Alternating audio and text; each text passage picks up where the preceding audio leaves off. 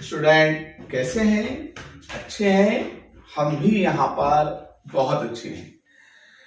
एक बहुत अच्छा संयोग है कि हम दूर रहकर भी आपसे कम्युनिकेशन के माध्यम से जुड़े हुए हैं और इसी का नाम ही तो विज्ञान है, विधिवत तरीके का ज्ञान है। आज हम विज्ञान में भौतिक विज्ञान की चुंबक और विद्युत की जो मिली हुई घटना है, विद्युत चुंबकीय प्रेरण, और उस घटना का जो पहला प्रकार है स्वप्रेरण अथवा स्वप्रेरण गुणांक, इसको जानेंगे और सीखेंगे। तो इसको जानने के लिए विद्युत चुंबकीय प्रेरण की घटना को मैं अपने YouTube चैनल की वीडियो में पीछे को समझा चुका हूं। आप वहां पर जाकर के इस वीडियो की सीरीज में इसको देखिएगा और वहां से आप पहले इसको जानने के लिए विद्युत चुंबकीय प्रेरण की घटना को जानें। इसको मैंने वहां पर बहुत विस्तार और इत्मीनान से समझाया। देखिए, थोड़ी सी फिजिक्स की वीडियो अगर 2-4 मिनट की बड़ी हो जाती है तो आप प्लीज मेहरबानी करके अपने हौसले को ना खोइएगा, और मेहनत करने वालों का ही नाम फिजिक्स है। आगे को हम बढ़ते हैं। तो अगर आपने विद्युत चुंबकीय प्रेरण की घटना को नहीं जाना है तो आप चैनल को सब्सक्राइब कीजिए, पीछे की सारी वीडियो को देखिए, आपको वहां पे विद्युत चुंबकीय प्रेरण की घटना समझ में आ जाएगी। अच्छा, क्या हम चलते हैं स्वप्रेरण की तरफ को। तो स्वप्रेरण की घटना में हमने क्या किया है, देखिए यहाँ पर एक तारों से कुंडली बनाई है और जिसमें हमने फेरे दिए हैं। तो फेरों की संख्या को n कहा है और कुंडली में बहने वाली धारा को हमने I का नाम दिया है। इसके बाद क्या हुआ है, जब ये धारा कुंडली में बहेगी तो कुंडली के तल से संबंधित चुंबकीय क्षेत्र उत्पन्न होगा, और जब वो चुंबकीय क्षेत्र कुंडली के तल के लंबवत गुजरेगा तो चुंबकीय फ्लक्स उत्पन्न हो जाएगा, और चुंबकीय फ्लक्स में जो परिवर्तन होगा धारा में परिवर्तन से, तो उसके परिवर्तन की दर से कुंडली के सिरों के बीच प्रेरित विद्युत बल उत्पन्न हो जाएगा।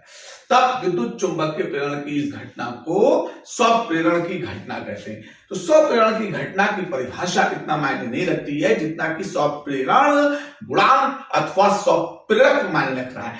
देखिए, जैसे एक टहनी है तो वो उसका एक तना हो गया, लेकिन जब उससे निकल आती हैं और ढेर सारी शाखाएं तो फिर वो पेड़ की शाखाएं कहलाती है। ऐसी कुंडली में एक फेरा है तो चुंबकीय फ्लक्स है, और अब अगर उसमें हम फेरों की संख्या बना दें और उसकी हम चुंबकीय फ्लक्स से गुणा करा दें तो फिर हमें वहां पे फ्लक्स ग्रंथिकाएं मिल जाती हैं।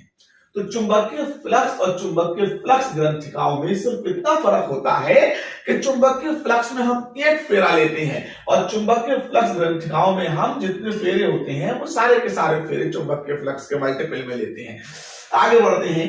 अभी चुंबकीय फ्लक्स जो है वो धारा पर निर्भर करता है, तो इसका मतलब चुंबकीय फ्लक्स ग्रंथिकाएं भी किस पर निर्भर करेंगी, धारा पर निर्भर करेंगी। तो जितनी ज्यादा धारा होगी उतना ही ज्यादा चुंबकीय फ्लक्स ग्रंथिकाएं होंगी, और जितनी कम धारा होगी उतनी ही कम होगी। तो इसका मतलब कम होने से कम होना और बढ़ने से बढ़ना, तो ये हमारा अनुक्रमानुपाती होता है। तो इस हिसाब से इसका कॉन्सेप्ट क्या कहता है कि जो कुंडली की फ्लक्स ग्रंथिकाएं हैं, ठीक है, फ्लक्स ग्रंथिकाएं, फ्लक्स ग्रंथिकाएं जो हैं वो कुंडली की फ्लक्स ग्रंथिकाएं यानी कि N5 कुंडली में बहने वाली धारा I के अनुक्रमानुपाती होती है, अनुक्रमानुपाती होती है। तो इसका मतलब क्या हुआ कि n phi directly proportionally electric current I के होगा। अब डायरेक्टली प्रोपोर्शनली को हटाएंगे तो निशान बराबर कर लाएंगे, आई तो ऐसे रहेगा, तो गुणा में स का एल लेके आते हैं तो ये एल आई हो जाएगा। तो जहां एल कुंडली का स्व प्रेरण गुणांक इसलिए कहा क्योंकि गुणा में आया है, स्व प्रेरण गुणांक है, इसे ही स्व प्रेरकत्व कहते हैं। तो ये तो कहते हैं आ गया। अब जब परिभाषा की बात आए तो इसकी परिभाषा दो रूप में देते हैं। तो स्व प्रेरकत्व की जब परिभाषा की बात है, किसकी बात आए? परिभाषा की। तो स्व प्रेरकत्व की परिभाषा की जब बात आए तो इसकी परिभाषा दो रूप में देते हैं। एक रूप धारा के रूप में, तो पहली आप दिया करें धारा के रूप में। तो धारा के रूप में क्या आएगी? तो सीधा सीधा एल आई बराबर जब एन फाई है तो एल बराबर एन फाई अपॉन में आई आएगी, जहां से आप क्या कहेंगे कि किसी कुंडली का स्वप्रेरकत्व, कुंडली की फ्लक्स ग्रंथिकाएं की संख्या और कुंडली में बहने वाली धारा के मानों के अनुपात के बराबर होता है। तो यहां से तो ये आएगा।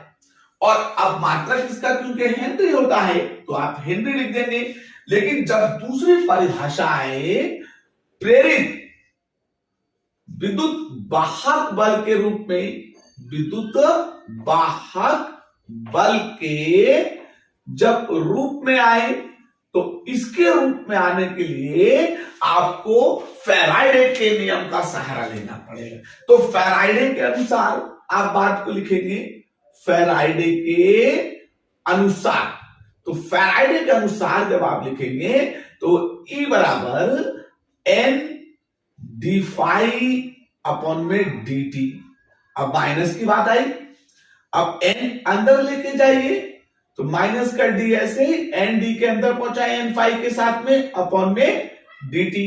अब एन फाई किसके बराबर है? एल आई की। यहां देखिए एन फाई किसके बराबर है? एल आई के। तो आप यहां पर एन फाई की जगह पर एल आई रखिए तो ई बराबर माइनस का डी एल आई अपॉन में डी टी। अब जैसे एन को अंदर किया था और फिर ऐसे ही एल को बाहर निकाल लीजिए तो ई बराबर माइनस का एल डी आई अपॉन में डी टी। आप एल को अलग कीजिए तो D I upon D T E के बड़े में पहुंच जाएगा। तो आपका एल बराबर माइनस ऐसे रहेगा, ई भी ऐसे रहेगा और बटे में डी आई के अपॉन में डी टी आ जाएगा, डी आई के अपॉन में डी टी आ जाएगा। तो इससे आप क्या कहेंगे कि किसी कुंडली का स्वप्रेरकत्व अथवा स्वप्रेरण गुणांक उस कुंडली में उत्पन्न प्रेरित विद्युत वाहक बल और उसमें धारा परिवर्तन की दर के मानों के अनुपात के ऋणात्मक मान के बराबर होता है, अनुपात के ऋणात्मक मान के बराबर होता है। तो इस हिसाब से आपका क्या हुआ कि प्रेरित जो अन्योन प्रेरण की घटना थी उसे हम प्रेरित विद्युत वाहक बल के रूप में भी कह सकते हैं और उसी घटना को हम कुंडली में बहने वाली धारा के रूप में भी परिभाषित कर सकते हैं।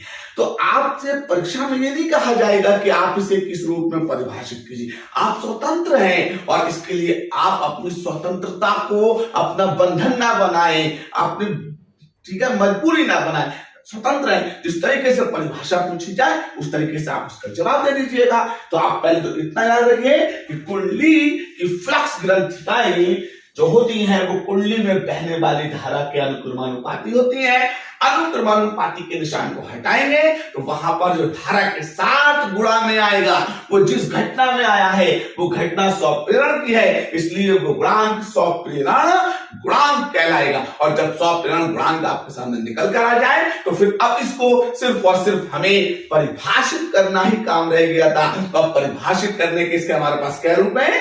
दो। पहला रूप जो धारा प्रवाहित की उसके रूप में, दूसरा रूप जो प्रेरित विद्युत वाहक पर उत्पन्न हुआ उसके रूप में। तो आप पहले धारा के रूप में परिभाषित कीजिए, तो आप एल आई को बराबर एन पाई के रखिए, एल को अलग कीजिए, एन पाई अपॉन में आई। तो अब आप कह सकते हैं कि किसी कुंडली का स्वप्रेरक अथवा स्वप्रेरण गुणांक कुंडली की फ्लक्स ग्रंथिकाएं और उसमें बहने वाली धारा के मानों के अनुपात के बराबर होता है। और दूसरा प्रेरित विद्युत वाहक बल के रूप में तो आप फैराडे के नियम का सहारा लीजिए और फिर वहां से एन पाई को एन आई के बराबर रख के एल को अलग कीजिए। जब एल को अलग करेंगे तो आपको दिखेगा अरे किसी कुंडली का स्वप्रेरण गुणांक अथवा स्वप्रेरक उसमें उत्पन्न प्रेरित विद्युत वाहक बल के मान और उसमें धारा परिवर्तन की दर के मानों के अनुपात के ऋणात्मक मान के बराबर होता है। तो मैं समझता हूं कि आपको स्वप्रेरण गुणांक अथवा स्वप्रेरक, तो इसको मैंने अपनी पूरी ईमानदारी और शक्ति के साथ समझाया है और आपके भी समझ में आ गया होगा। समझ में आ गया है तो एक बार फिर आपसे यही निवेदन करता हूं कि आप चैनल को सब्सक्राइब कीजिए और इसके व्यूज को खूब बढ़ाइए। तब तक के लिए अगली वीडियो में क्या देखिए। जय हिंद, जय भारत।